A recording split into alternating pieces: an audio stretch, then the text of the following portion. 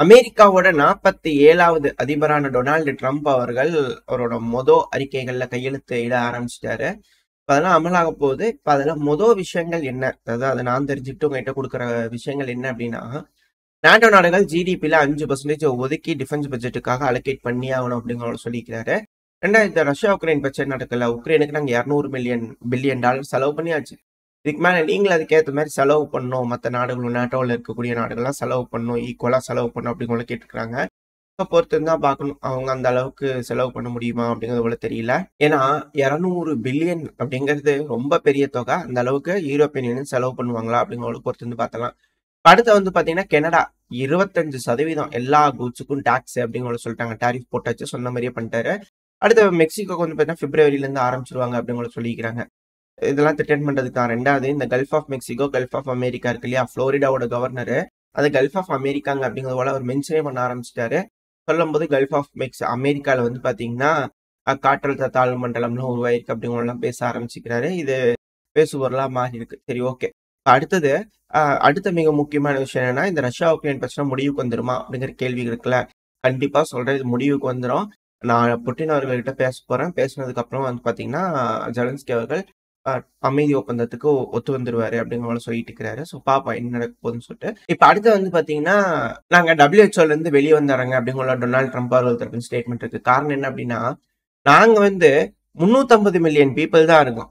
ஆனா 500 மில்லியன் அமெரிக்க டாலர் அளவுக்கு நாங்க செலவு பண்ணிட்டு இருக்கிறோம், ஃபண்டிங் கொடுத்துட்டு இருக்கோம். ஆனா சைனா எடுத்துக்கோங்க, 1.4 பில்லியன் மக்கள் இருக்கிறாங்க. ஆனா வெறும் 39 மில்லியன் தான் கொடுக்குறாங்க. இது என்னது இது? ஆனால் நாங்க வரலீங்க அப்படிங்கிறது போல பாத்தீங்கன்னா டொனால்டு ட்ரம்ப் அவர்கள் தரப்பு இருக்கு. ரெண்டாவது, இதே போல பாரிஸ் கிளைமேட் சேஞ்ச் அக்ரிமெண்ட் அப்படின்னு ஒரு அக்ரிமெண்ட்ல கையெழுத்திட்டு இருந்திருக்காங்க. அது எதுக்குன்னா கிளைமேட் சேஞ்ச் அப்படிங்கிற சொல்றாங்க இல்லையா, பூமி ரொம்ப அதிகமா ஹீட் ஆகுது அப்படிங்கிறது போல கிளைமேட் சேஞ்ச் சொல்லிட்டு இருந்தாங்க இல்லையா. இப்ப அதுக்கு பாத்தீங்கன்னா நாங்க வெளியே வந்துடுறோம் அதுல இருந்தெல்லாம் அப்படின்னு சொல்லிக்கிறாங்க. காரணம் என்னன்னா, அதிகமா ட்ரில் போடக்கூடாது, ட்ரில் பண்ணி ஆயில பெருமளவுல எடுக்கக்கூடாது. ஏன்னா கார்பன் டை ஆக்சைடு பெருமளவுல இருக்கிறதுனால பூமி ஹீட் ஆகுது அப்படிங்கிற சொல்லிட்டு இருந்தாங்க இல்லையா. அந்த காரணத்தினால குளோபல் வார்மிங் இஷ்யூனால அதுல இருந்து வெளியே வந்திருந்தாங்க. பைடன் அவர்கள் அதுல ஜாயின் பண்ணியிருந்தாரு. ட்ரம்ப் அவர்கள் அதுல இருந்து வெளியே வந்திருந்தாரு. திரும்பவும் பைடன் அவர்கள் எலெக்ட் ஆகும்போது அதுல ஜாயின் பண்ணியிருந்தாரு. திரும்பவும் ட்ரம்ப் அவர்கள் வந்ததுக்கு அப்புறமா நான் அதுல இருந்து வெளியே வரேன் அப்படிங்கிற சொல்லிக்கிறாங்க. ஏன்னா இதுல மிக முக்கியமான ஒரு விஷயம் இருக்கு. ட்ரில் பேபி ட்ரில் அப்படிங்கிறது போல அவர் திரும்பவும் சொல்லியிருக்கிறாரு. ட்ரில் பேபி ட்ரில்னா என்ன? அதிகமா ஓட்டைகள் போட்டு கேஸ் வெளியெடுக்க போறாங்க அப்படிங்கிற புரிஞ்சுக்கூடியது. ஏன்னா இவங்க போய் கேஸ் வேணும் அப்படின்னு வாங்க முடியாது. ஏன்னா இவங்க கிட்ட இருக்கக்கூடிய ரிசர்வ்ஸ்ல பெருமளவுல பாத்தீங்கன்னா யூஸ் பண்ணிட்டாங்க அமெரிக்க தரப்பு இருந்து. அந்த ரிசர்வ்ஸ் எல்லாத்தையும் பாத்தீங்கன்னா ஃபில் பண்ணணும். அந்த ஒரு காரணத்தினால இப்ப அமெரிக்காவுக்கு அதிக அளவுல ஆயில் தேவை. இதுக்கு அவங்க ட்ரில் பண்ணி தான் ஆகணும். அது ஆர்டிக் பகுதியில பாத்தீங்கன்னா பெருமளவுல ட்ரில் பண்ணுவாங்க அப்படிங்கிற சொல்லிட்டு இருக்காங்க. வெயிட் பண்ணி பார்ப்போம் உலக நாடுகள் இதுக்கு எப்படி ரியாக்ட் பண்ண போறாங்க அப்படிங்கிறது போல. ஏன்னா நம்ம கோல் யூஸ் பண்ணிட்டு இருக்கிறதுக்கு பெருமளவுல கிளைமேட் சேஞ்ச் அப்படி இப்படின்னு பேசினாங்க இல்லையா. அது அமெரிக்கால தேவைப்படுதுன்னா ஒரு அதிபர் ஒரு சட்டத்தை கொண்டு எல்லாரும் இதை ஃபாலோ பண்ணுங்க. தேவைப்படுது அப்படின்னா அதே நாடே வேறொரு அதிபர் அதுல இருந்து வெளியெடுத்துட்டு எல்லாரும் இது ஃபாலோ பண்ண வேணாம் அப்படிங்கிற சொல்லிடுவாங்க. இது என்னது இது அப்படிங்கிற இருக்கு இல்லையா. ஸோ இது போல விஷயங்கள் இருக்கனால மக்கள் மற்ற நாடுகள்ல பாத்தீங்கன்னா இதுக்கு எப்படி ரியாக்ட் பண்ண போறாங்க அப்படிங்கிறத பொறுத்து பார்த்தலாம். இது டொனால்டு ட்ரம்ப் அவர்கள் செய்யக்கூடிய விஷயங்கள். அடுத்து நம்ம அப்படியே ரஷ்யா உக்ரைன் பிரச்சனைக்குள்ள வந்துட்டோம் அப்படின்னா, இந்த உக்ரைனுக்கு பாத்தீங்கன்னா உதவிகள் செய்யணும் அப்படிங்கிற டொனால்டு ட்ரம்ப் அவர்கள் அதிகரிக்கணும்னு சொல்லிக்கிறாங்க. ஒலாஃப் ஸ்கோல்ஸ் அவர்கள் 3 மில்லியன் யூரோ பாத்தீங்கன்னா உக்ரைனுக்கு கொடுக்கக்கூடிய எய்டுல தடுத்து நிறுத்திக்கிறாரு, பிளாக் பண்ணிக்கிறாரு அவரோட சான்சலர் பதவி யூஸ் பண்ணி. இதுக்கு அந்த டைம்ல பாத்தீங்கன்னா அனலினா பெய்பர்க் அவர்கள் டென்ஷனா எந்திரிச்சு வர போயிருந்தாங்க. அதுக்கு ஜெர்மனோட சான்சலர் அவர்கள் கூப்பிட்டது பாத்தீங்கன்னா ஒரு மிகப்பெரிய மீமாலாம் போயிட்டு இருந்தது. ஹிந்துஸ்தான் டைம்ல அதுக்கு ஒரு பிரத்யேகமா ஒரு பதிவு எல்லாம் போட்டிருந்தாங்க. அந்த அளவுக்கு பிரபலமா பேசப்பட்டுட்டு இருந்த ஒரு விஷயம் அது. இப்ப இதுல என்னன்னா, அன்லினா பீர்பாக் அவர்கள் ஜெர்மனோட ஃபாரின் மினிஸ்டர் ஆகட்டும், இன்னும் சில மினிஸ்டர்லாம் சேர்ந்து ரொம்ப அதிக அளவுல குற்றச்சாட்டுகள் வச்சிருக்காங்க. இதுல ஜெலன்ஸ்கி அவர்கள் சொல்லக்கூடிய குற்றச்சாட்டுகள் தான் பெருமளவுல இருக்கு. ஏங்க, இதை பிளாக் பண்றது எய்டு நாங்க உக்ரைனுக்கு கொடுக்குறோம்ல, நான் பிளாக் பண்றேன் பாருங்க அப்படின்னு எலெக்ஷன் கேம்பெயின்ல யூஸ் பண்றதுக்காக இது போல வேலைகள் செஞ்சுட்டு இருக்காருங்க அப்படின்னு ஜெலன்ஸ்கி அவர்கள் சொல்லிக்கிறாரு. புரிஞ்சுக்க முடியுது. உக்ரைனுக்கு உதவுறோம் அப்படின்னு சொன்னோம்னா ஓட்டுகள் கிடைக்காது. அதனால பாத்தீங்கன்னா ஜெர்மனோட மக்களை கன்ஃபியூஸ் பண்றாங்களா. அதாவது நான் உக்ரைனுக்கு ஆதரவா இருக்க போறது இல்ல, உக்ரைனுக்கு எய்டு தர மாட்டேன் அப்படிங்கிற பின்பத்தை கட்டமைக்கிறதுக்காக ஓலாஃப் ஸ்கோல்ஸ் அவர்கள் இந்த எலெக்ஷன் நின்று ஜெயிக்கணுன்றதுக்காக பண்றாரு அப்படின்ற கேள்விகள் இருக்கு. ஏன்னா எலான் மஸ்க் அவர்கள் தான் சொல்றாரு ஏஎஃப்டி பார்ட்டிக்கு சப்போர்ட் பண்ணாரு. இப்ப இவர் பாத்தீங்கன்னா இது போல நானும் உதவ மாட்டேன், உக்ரைனுக்கு பெருமளவுலாம் எய்டுகள்லாம் கொடுக்க மாட்டேன் அப்படிங்கிற ஒரு பின்பத்தை கட்டமைச்சு இந்த ப்ரோ ரஷ்யன் இல்ல ப்ரோ ஜெர்மன் அப்படிங்கிறது போல இருப்பாங்க இல்லையா. ஸோ அவங்கள ஆட்சிக்கு வர விடாம தடுக்கிறதுக்காக மக்களை கன்ஃபியூஸ் பண்றதுக்காக இது போல செய்யறாங்களா அப்படின்ற கேள்விகள்லாம் இருக்கு. என்ன ஏன்னு தெரியல. இது போல பல விஷயங்கள், பல அனலிஸ்ட் இருந்து கருத்துக்கள் இருக்கு. என்ன நடக்க போகுது, ஏது நடக்க போகுதுலாம் மக்களோட கையில தான் இருக்கு. இதே நேரத்துல பெலரூஸ்ல ப்ரீ எலெக்ஷன்ஸ்லாம் ஆரம்பிச்சிருச்சு. அங்க இருக்கக்கூடிய மக்கள் எந்த மாதிரியான முடிவுகள் எடுக்க போறாங்க அப்படிங்கிறது தெரியல. பொறுத்து தான் பார்க்கணும். அடுத்தது லுத்வேனியா. லுத்வேனியா வந்து பாத்தீங்கன்னா ஆல்ரெடி சொல்லியிருந்தாங்க இல்லையா, உக்ரைனுக்கு ஏடிகள் கொடுக்க போறோம்னு சொல்லிட்டு அதெல்லாம் ஹேண்ட் ஓவர் பண்ணியிருக்கிறோங்க. ஆயிரக்கணக்கான ட்ரோன்கள், எக்ஸ்கவேட்டர்ஸ்கள் எல்லாத்தையும் வந்து பாத்தீங்கன்னா உக்ரைனுக்கு நாங்கள் கொடுத்துருக்கோம் அப்படிங்கிறது போல வீடியோ பதிவுகள், இமேஜஸ்ல வந்து பாத்தீங்கன்னா லுத்வேனியா தரப்பு வந்து அறிவிச்சிருக்காங்க. ஸோ பார்ப்போம் இது எந்த அளவுக்கு எஃபெக்டிவா உக்ரைன் தரப்பு வந்து யூஸ் பண்ண போறாங்க அப்படிங்கிறது போல. ஏன்னா போகும்போதே பெருமளவுல இந்த ஆயுத கணக்குகள் மேல தாக்குதல் நடந்தது கொண்டு போய் வைக்கிறாங்க அப்படின்னாலே தெரிஞ்சிருது. ஆனால் தாக்குதல் பண்ணிடுறாங்க அப்படின்னு சொல்றாங்க. எப்படி இதெல்லாம் மறைச்சிக்க போறாங்க உக்ரைன் இந்த தடவை அப்படிங்கிற பார்த்தலாம். அது மட்டும் இல்லாம ரஷ்யாக்குள்ளேயும் தாக்குதல்கள் தொடர்ந்து நடந்துட்டு தான் இருக்கு. ஏன்னா ஜனவரி 20 வந்து பாத்தீங்கன்னா உக்ரைனுக்குள்ள 98 ட்ரோன்கள் அது போல வந்து வந்திருக்கு. இப்போ வரைக்கும் அசஸ் பண்ணிட்டு இருக்காங்க. ஜனவரி 21 எந்த மாதிரியான தாக்குதல் வந்திருக்குன்றதை அடுத்தடுத்த பையில பார்க்க ஆரம்பிக்கலாம். இப்போ ரஷ்யாக்குள்ள வந்து பாத்தீங்கன்னா திரும்பவும் ஒரான்ஸ் ஒப்லாஸ்ட்ல ஒரு தாக்குதல் பண்ணிக்கிறாங்க உக்ரைன் தரப்பு இருந்து.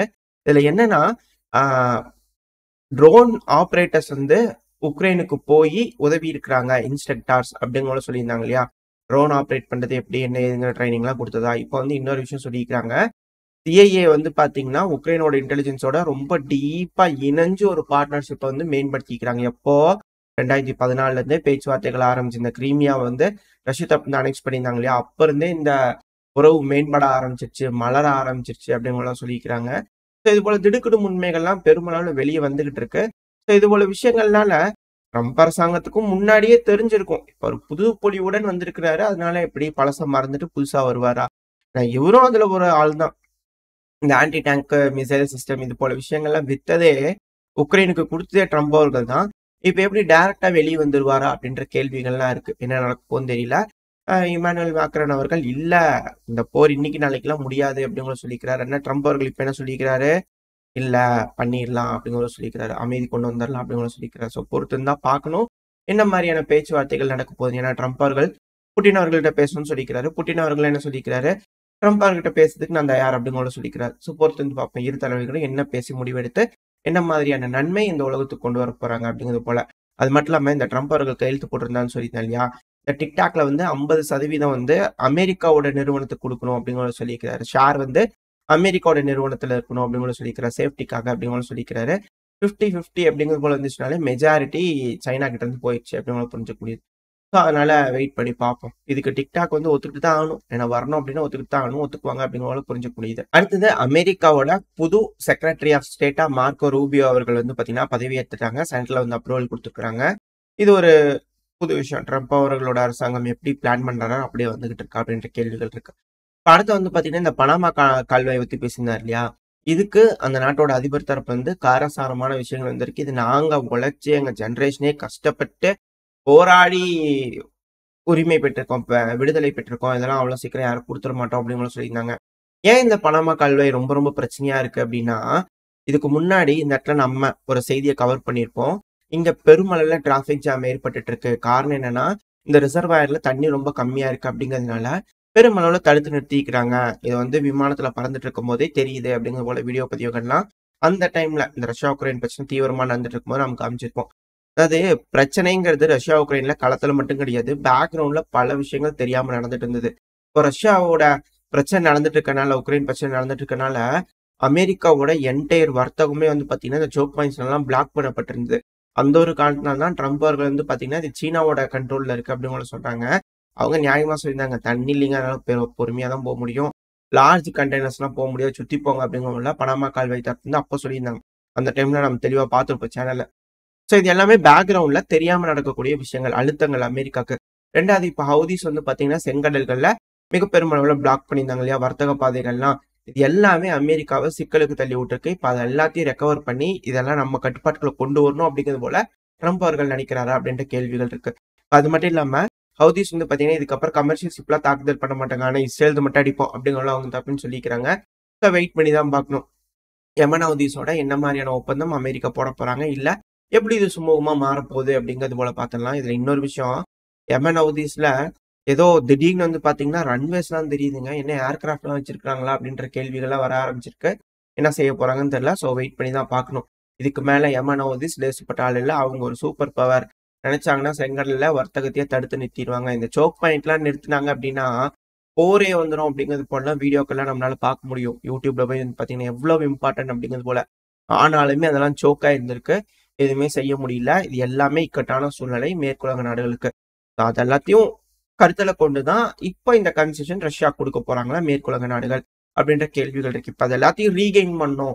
இதெல்லாம் நம்மளோட வர்னரபிலிட்டிஸ் இதை வந்து ஓவர் கம் பண்ணும் அப்படின்னு ட்ரம்ப் அவர்கள் நினைக்கிறாரு அப்படின்ற கேள்விகள் இருக்கு. அடுத்த மிக பெரும் பிரச்சனை ட்ரம்ப் அவர்களுக்கு இருக்கிறது இந்த கலிபோர்னியாவோட காட்டுத்தீ தான். அது பெருமளவில் அணைச்ச மாதிரி எந்த ஒரு செய்தியும் வரல.